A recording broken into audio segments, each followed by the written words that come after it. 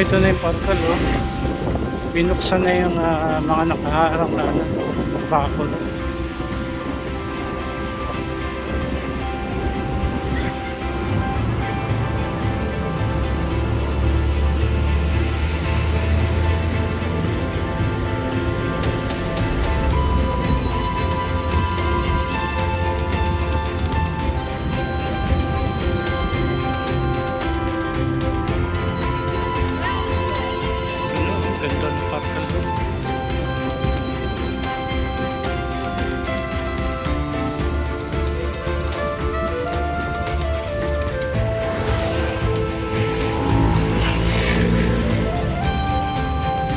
So ang dami ng halaman dyan sa may harapan, no?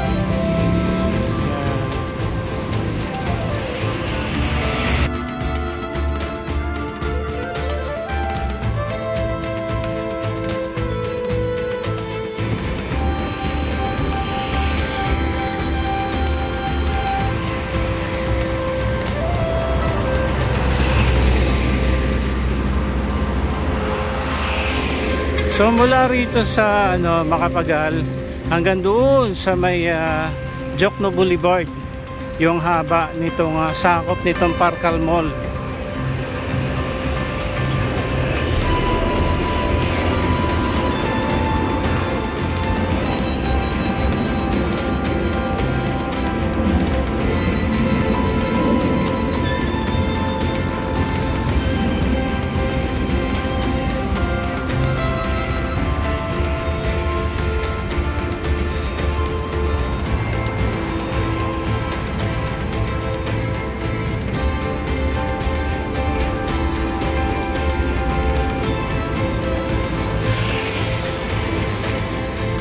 So dinidevelop talaga tong area, no?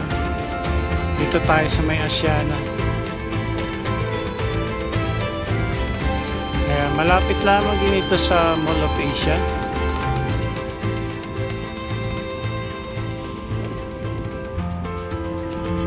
Tingin tayo dito sa kabilang side. Ang dami ng halaman, no?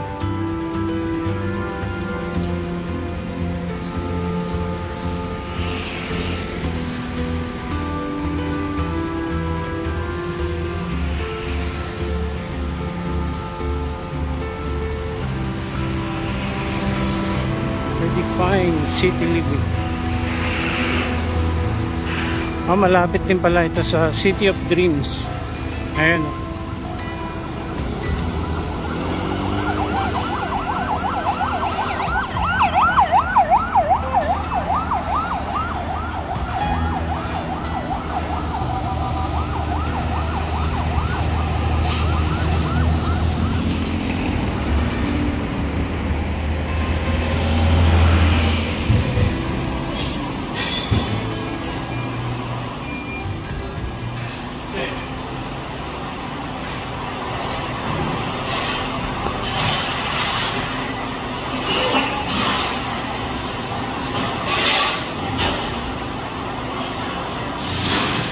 Ayan, dito tayo sa may side ng Parcal Mall, dito sa may Cabrera Street.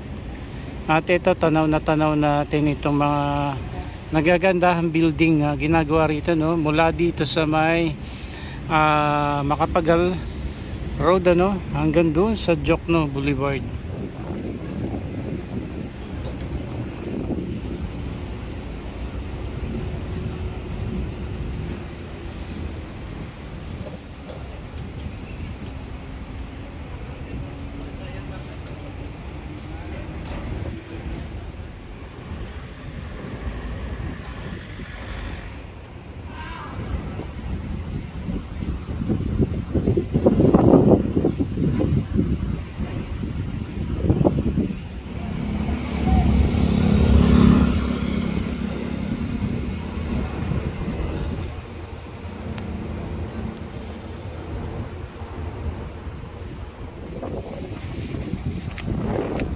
Ayan, pag diniretso pala doon, ayan, dadaan ka ng Parcal Mall. Pero pag nasa dulo sa may Ayala Mulantagos,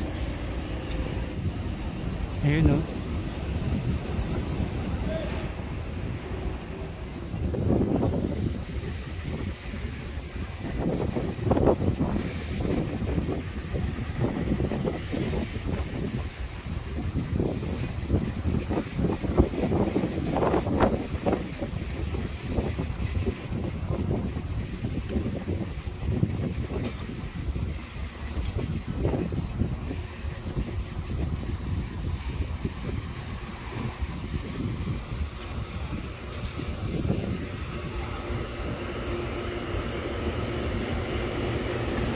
Dito naman mga ilang bloke na lamang ay malapit na tayo sa may Jokno Boulevard.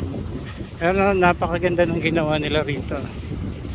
Ayan, nagkaroon na ng siguro yung area nito kasi nung binablog natin to noon ay wala pa, bakante pa yan.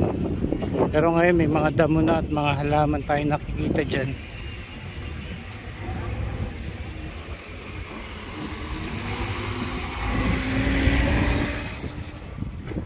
Haba nito, ano lang siya, mga mid-rise building lang.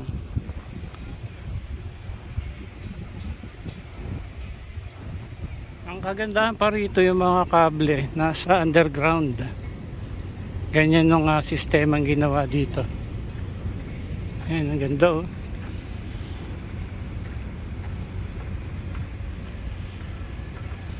Wala kang makikitang mga kable dyan na no? Sabit-sabit. Walang mga kawad ng kuryente.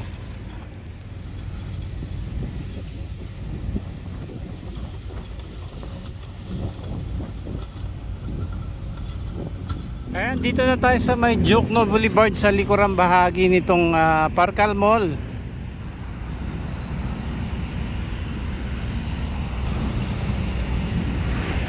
Once again, malapit lamang siya sa Ayala Mall, yan Manila Bay, and dito sa may Mall of Asia.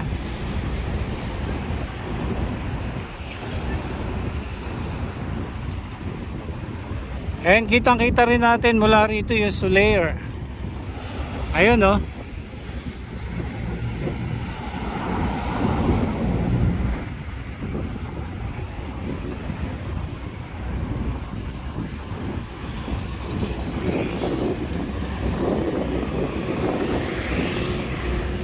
So ito yung likurang bahagi nitong Parcal Mall.